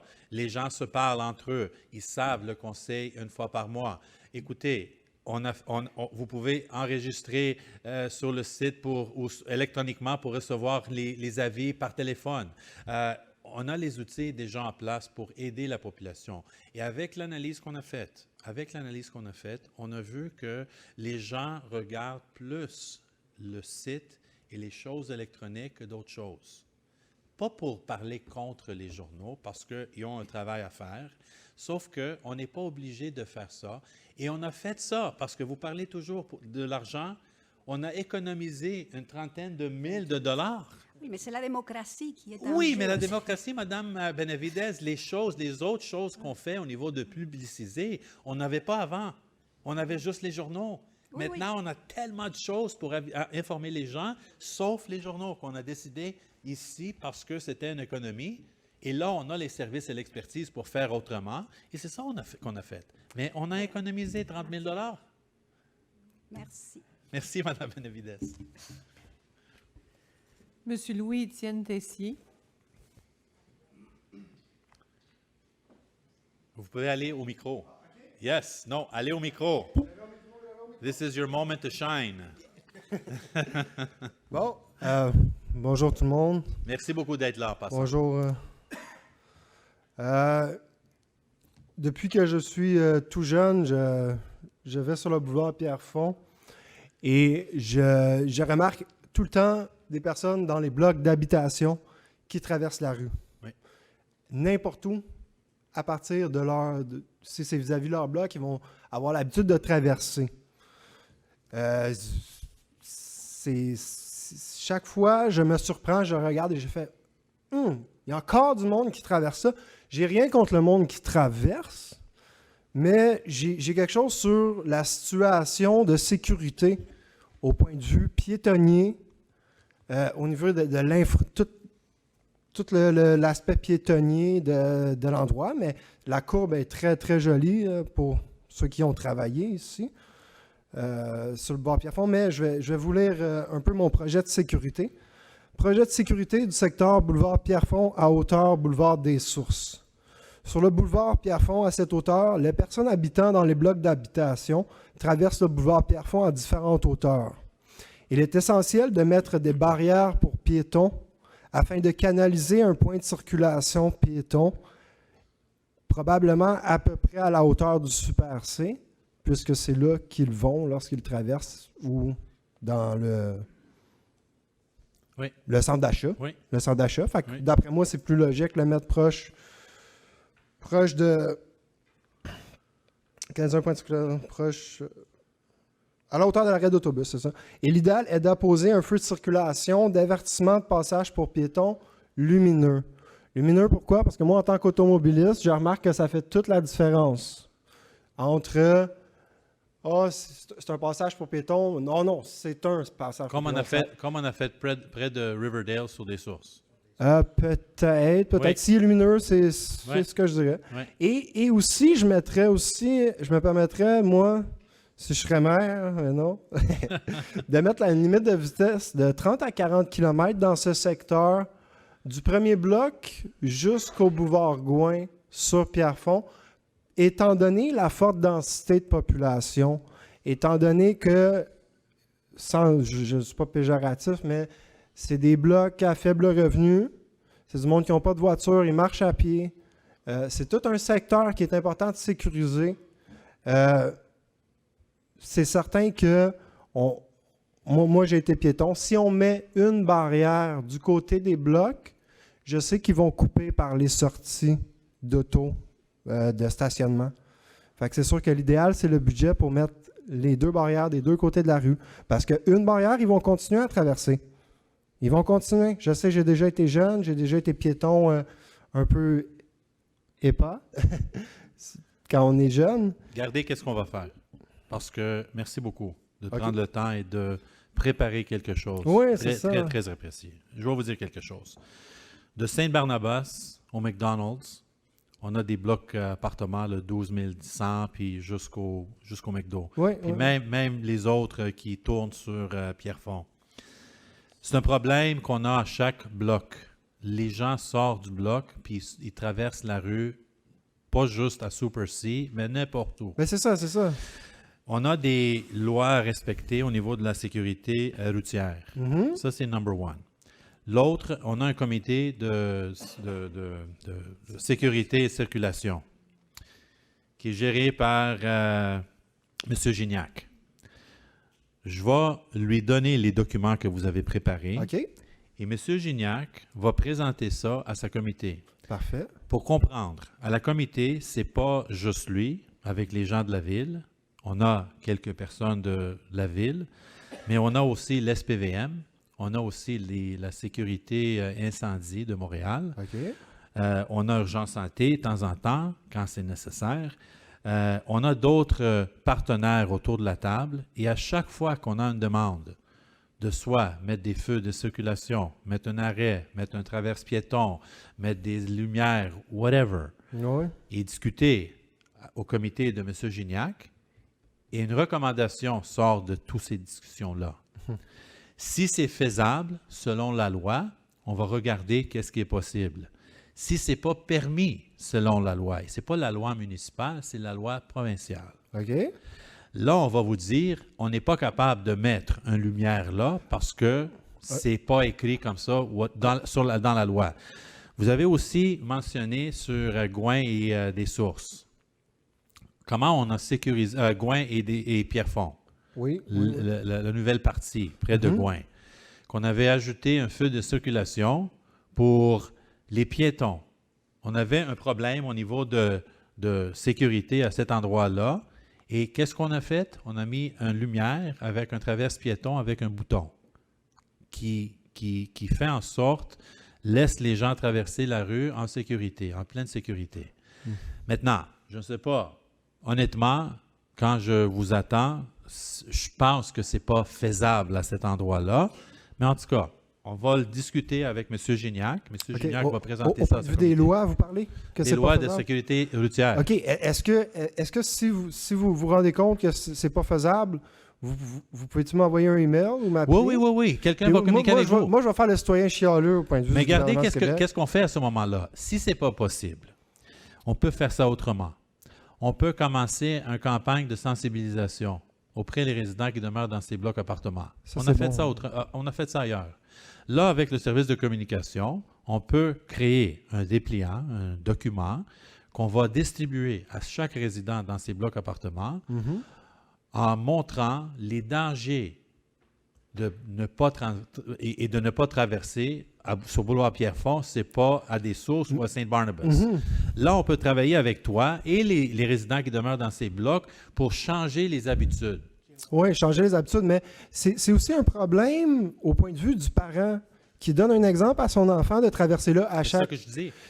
C'est que c'est un problème qui s'étale parce qu'en ne faisant rien pour cette partie de rue, c'est des enfants qui sont un peu laissés à eux-mêmes dans la société, puis ils vont se dire « Moi, je traverse n'importe où. Ma mère, c'est ça qu'elle m'a appris. C'est ça que je fais. C'est ça que je fais partout. » Puis là, c'est une vie qu'on perd, mais aussi d'un point de vue d'argent, des taxes pour la population, des impôts. Perdre une vie, c'est perdre combien à long terme? Fait que la sécurité de la population, c'est aussi la sécurité de l'évolution de la société au point de vue monétaire. Fait on peut voir ça, monsieur qui va s'occuper du dossier peut voir ça d'une manière d'un investissement de 70 000 $ qui va coûter à l'arrondissement pour un problème, puis là, avec d'autres histoires, peut-être que ça va passer, peut-être que ça ne passera pas, mais la vie qu'on va perdre, elle va en payer pas mal plus que ce 70 000 $ d'investissement. Regardez, on va prendre ça étape par étape, là, mais la première étape, c'est vous d'être ici. C'est vous d'être ici. Mais moi, ça fait 30 ans, non, mais c'est vous d'être ici. Monsieur, que j'ai travaillé pour toi à Roxborough aussi. Je faisais les patinoires. Je me souviens très bien. Oui, tu te souviens de moi? Très bien. Ça fait longtemps, ça fait 25 ans à peu près. Oui, 20 ans à peu près. Moi, j'étais un peu plus jeune aussi. C'est vrai, tu as travaillé sur les patinoires. Oui, c'est ça. Très bien mais moi, après 30 ans que je vois ce coin-là sans barrière pour piétons, je That's called a small world. Benoît Langevin a quelque chose à ajouter en terminant. Parfait. Juste un petit complément. Jim propose des stratégies de prévention. Mais il y a aussi le côté plate, qui peut être aussi des contraventions. Oui, surtout que c'est probablement des personnes à 14 000 de revenus et moins qui habitent dans ces blocs-là. Fait que moi, je serais pas fier de dire ça présentement si je serais assis à ta place. Merci. Merci beaucoup. Je suis d'accord avec jeune vous. homme. Vous pouvez venir ici avec les documents. Est-ce que vous avez des documents à soumettre, M. Gignac? Oui, allez. Parfait. Vous pouvez donner ça ici. Écoute, je fais de la prévention depuis 15 ans. Là. Maintenant, je te vois. C'est juste que c'est une autre stratégie. Maintenant, je te vois, jeune homme, puis maintenant, je te place. Tu n'as pas changé beaucoup. Moi, j'ai changé un peu, mais oui. Monsieur Gignac, tu avais quelque chose à ajouter? OK. Vous pouvez... Monsieur Gignac va ajouter quelque chose. Parfait.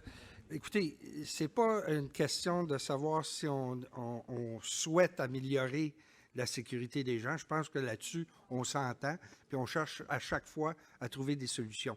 Maintenant, le cadre légal. Le ministère du Transport a le Code de la route, et à l'intérieur du Code de la route, là, c'est des documents volumineux, il y a ce qu'appelle le tome 5 sur la signalisation. Et sur cet élément-là, il y a des règles. Distance d'un feu, tu ne peux pas mettre des stops à tous les 50 pieds, etc., parce que tu augmentes, dans certains cas, en pensant vouloir régler un problème, tu augmentes la dangerosité du lieu. Ceci étant dit, on va le regarder, on va mesurer, on va regarder parce qu'il y a des entrées et des sorties aussi, il y a des rues, puis c'est long, là. Il y a une courbe, il y a toutes sortes de facteurs qui vont faire que c'est peut-être pas aussi évident. Maintenant, le comité a aussi comme mandat d'explorer, voir s'il n'y a pas d'autres mesures. Réduction de vitesse en est une. Et il y a peut-être d'autres outils là, qu'on va explorer qui ne sera pas nécessairement un arrêt si ce n'est pas permis. C'est ça que je veux dire. Merci. Mais soyez assurés, chaque cas est étudié avec sérieux. Et évidemment, au départ, si personne ne respecte la loi, la réglementation, ça part mal.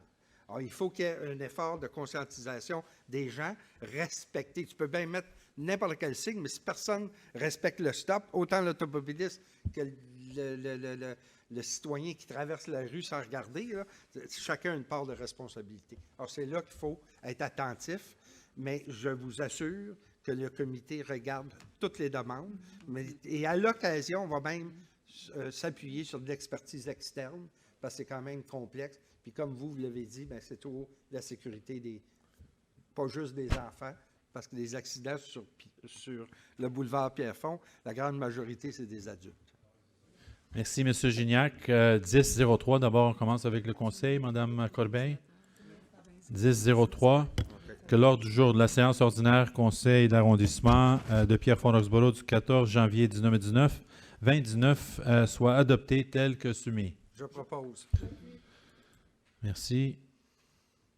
10-04, que le procès-verbal de la séance ordinaire du Conseil tenu le 3 décembre 2018 à 19h, ainsi que le procès-verbal de la séance ordinaire du Conseil tenu le 19 décembre 2018 à 9h soit approuvé tel que soumis aux membres du Conseil avant la présente séance et versé aux archives de l'arrondissement.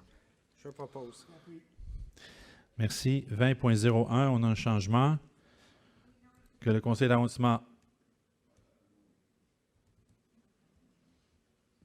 d'arrondissement autorise l'achat de 3 et pas 3 billets au coût total de... C'est quoi la différence? Ça va être 1950. 1950, une bonne année.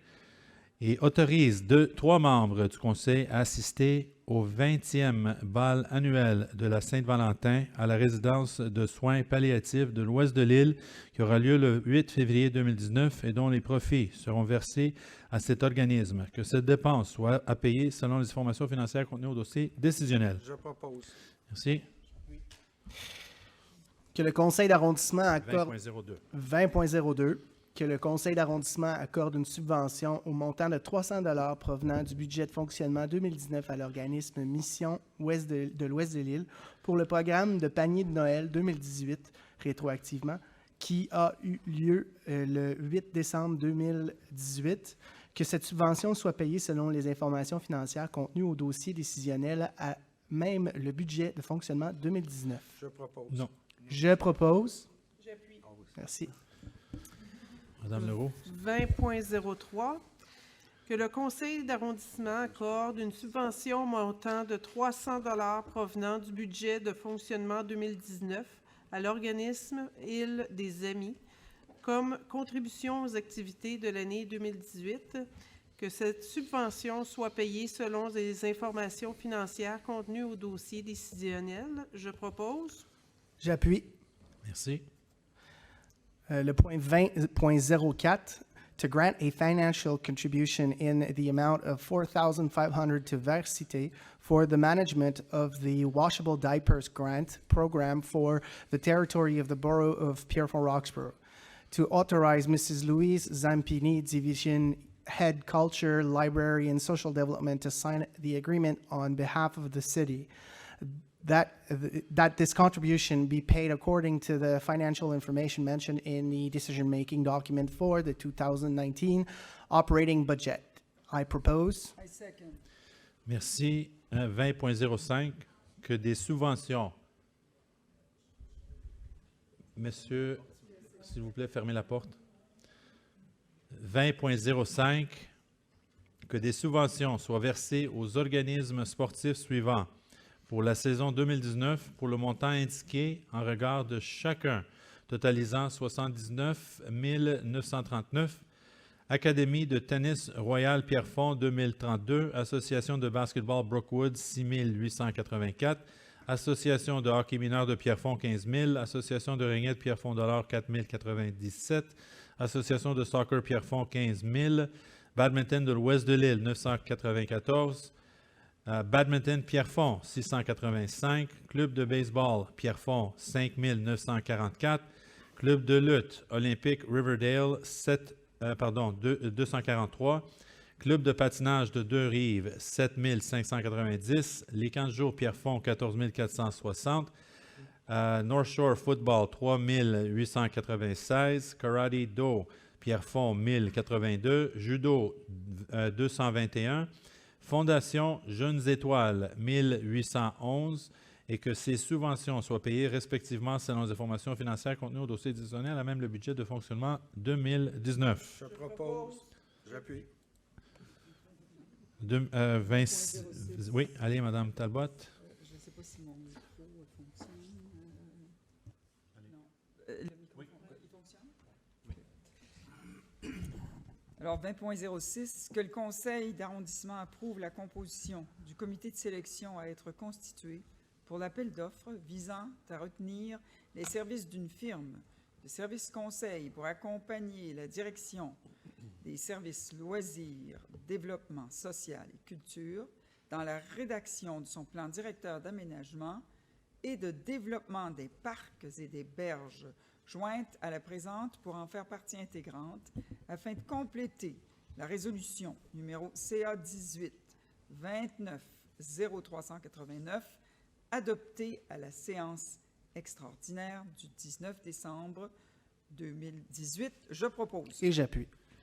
Merci. 30.01, que le conseil d'arrondissement autorise une affectation de surplus au montant de 1 303 856 taxes et déductions à la source incluses, afin de déployer les projets décrits au sommaire décisionnel permettant de bonifier l'offre de services à la population de l'arrondissement de Pierrefonds-Roxborough pour l'année 2019.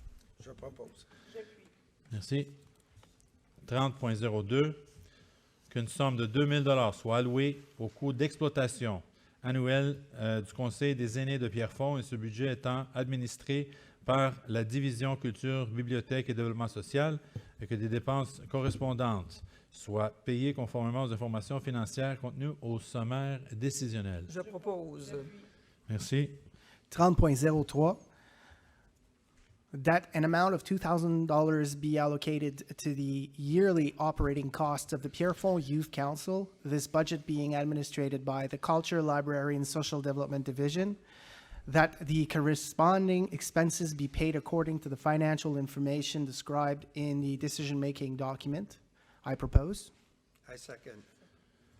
Merci. 30.04, que la reddition financière constituée à la liste des chèques mensuels et la liste des virements ainsi de la liste des bons de commande et autres dépenses des différents services de l'arrondissement de Pierrefonds-Roxborough préparé par M.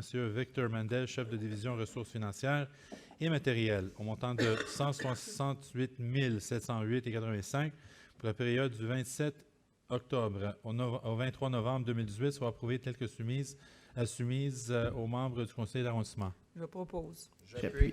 Merci. Alors, le 30.05, il est résolu de s'approprier la somme de 54 000 transférée au surplus de l'arrondissement de Pierrefonds-Roxborough en provenance du programme RAC, c'est-à-dire rénovation, agrandissement et construction de la Ville de Montréal pour l'organisation d'activités entourant l'ouverture officielle de la bibliothèque de Pierrefonds et en faire la promotion. Je propose. J'appuie. Merci. Donc, 40.01 est résolu de prendre acte de dépôt du procès-verbal de correction relatif au règlement CA 29 0040-36 adopté à la séance ordinaire du 2 octobre 2018. Je propose. J'appuie. Merci. 40.02. That be adopted as submitted the second draft bylaw modifying zoning bylaw CA 290040 in order to create H15293 zone composed of lots mentioned of the Cadastre Quebec from H15293 zone, to create H15293 zone composed of the lots mentioned of the Cadastre of Quebec from H15293 zone, to withdraw the lot mentioned of the Cadastre Quebec from H15293 zone and by including it to the existing H15294 zone, thus allowing semi-detached buildings. To insert H15293-1 specification charts to sequence after H15293 chart from Appendix A in order to increase the minimum surface area and depth of the lots and to reduce the land use ratio and the build land ratio. To insert H15293-2 specification chart in sequence after H15293-1 chart from Appendix A in order to increase the minimum surface area and depth of the lots and to reduce the land use ratio and the build land ratio, that the public notice proclaiming that applications to a referendum may be received by publishing according to the provisions of the law. I propose. Merci.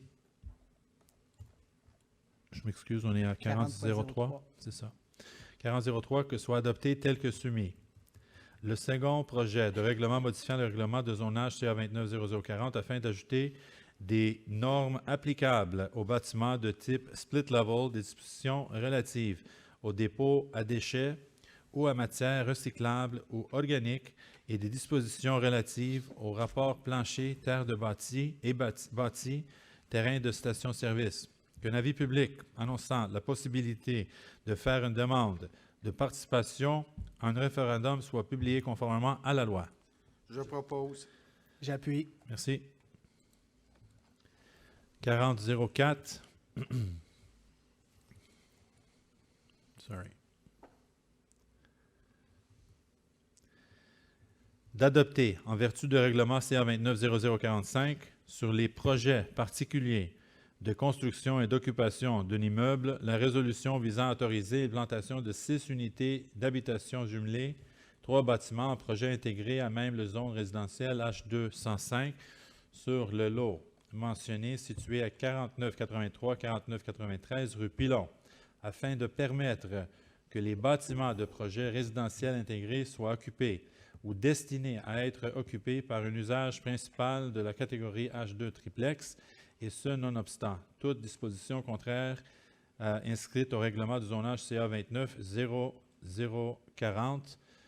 Les notes et les propositions sont listées dans la résolution qu'on avait déjà présentée à la consultation, je crois, le mois passé. Madame Castonguay, c'est ça? Et d'assortir le présent projet particulier lié aux conditions suivantes. Une garantie financière d'un montant équivalent aux travaux relatifs à l'aménagement paysager du terrain devra être versé préalablement à la délivrance du permis de construction et le projet est limité à un nombre maximal de 18 logements. J'appuie. Merci.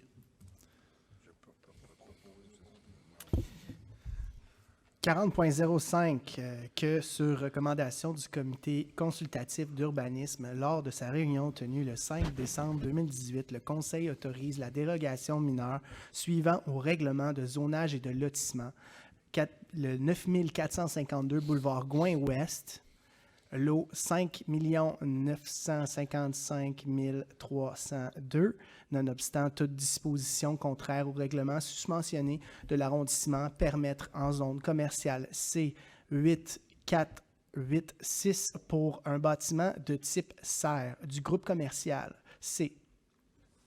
Un matériau de revêtement extérieur autre que ceux autorisés pour les toits, soit des panneaux en fibre de polycarbonate pour le toit, que la hauteur de la serre excède celle du bâtiment principal de 2,37 mètres au lieu d'être égale ou inférieure à la hauteur de ce dernier, tel que montré sur le plan des élévations dossier 905-20 minutes 6315, préparé par l'arpenteur géomètre Alain Croteau et daté du 12 novembre 2018, que la demande visant à permettre un minimum de 34% du périmètre extérieur composé d'un revêtement translucide ou transparent au lieu du minimum requis de 60% soit refusé puisque l'écart est trop important pour être considéré comme mineur et que le Conseil autorise que ce minimum soit de 50% plutôt que 60% requis par le règlement.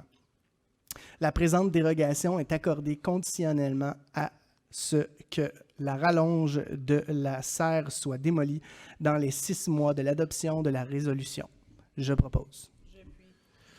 Merci. 40.06. That on recommendation of the Urban Planning Advisory Committee in all its sitting held on December 5th, 2018, Council authorized the following minor exemptions to zoning and subdivision bylaws. 13-264 Rue Aragon. There's a lot mentioned notwithstanding any contrary provision specified in the above-mentioned bylaws, the borough allow in residential H329 zone for an existing detached multi-family dwelling building a north side setback of 2.26 meters instead of a required minimum of 2.7. Allow 2 parking spaces encroaching in the minimum front setback margin and not reserved to the exclusive use of visitors instead of being outside of the minimum front setback margin and being reserved to the exclusive use of visitors. As shown on the property plan file 12268-001, minute 22-354, prepared by land surveyor Benoit Péloquin on August 14, 2018, the present exemption is granted provided that the parking development works as well as the plantation in the front yard of 2 trees with a minimum diameter of 50 millimeters be completed no later than November 1st, 2009. I second. Merci. And it's 4007. That the site planning and architectural integration program prepared on October 6, 2018 by FB Concept Inc. and Trevi and approved by Marco Papineau, Division Head Urban Planning and Environment on December 17, 2018 related to the construction of a fence on a waterfront land located at 945 Rue Saraké Est on lot number 1,388,532 of the Cadastre of Quebec in H17401 zone be approved in accordance with bylaw number CA 280042 relative to the site planning and architectural integration programs. I propose. Merci. 40.08, que le plan d'implantation et d'intégration architecturale préparé par la firme Ratio Architecture le 1er octobre 2018 et approuvé par Marco Papineau, chef de division urbanisme et environnement, le 29 octobre 2018, relatif à un bâtiment résidentiel unifamilial de 2 étages déjà construit situé au 4915 rue Eldor-Daignon sur le lot numéro mentionné du Cadastre du Québec en zone H18487 soit approuvé conformément au règlement CA 290042 relatif au plan d'implantation et d'intégration architecturale. Je propose. Merci. 40.09, que le plan d'implantation et d'intégration architecturale préparé par Dessin Drummond en avril 2018, approuvé par Marco Papineau, le 17 décembre 2018, relatif à la construction d'un nouveau bâtiment résidentiel unifamilial de 2 étages, situé au 6030 rue Sarragay-Ouest, sur le lot numéro mentionné du Cadastre du Québec, en zone H17401, soit approuvé conformément au règlement CA290042 relatif au plan d'implantation et d'intégration architecturale. Je propose. Merci. 4010, que le plan d'implantation et d'intégration architecturale préparé par Isabelle Lapierre, technologue, et en architecture le 22 octobre 2018 et approuvé par Marco Papineau, chef de division urbanisme et environnement, le 18 décembre 2018, relatif à la construction d'un nouveau bâtiment résidentiel unifamilial de 2 étages situé au 5268 rue Lakeview, sur le lot numéro mentionné du Cadastre du Québec en zone H16353, soit approuvé conformément au règlement CA290042 relatif au plan d'implantation et d'intégration architecturale. J'appuie. Ça nous amène à la fin, 70-01. Ça prend un proposeur et un appuyeur. Merci. Ça nous amène à la fin. Merci de votre présence. Au mois prochain. Et encore, bonne année à tous.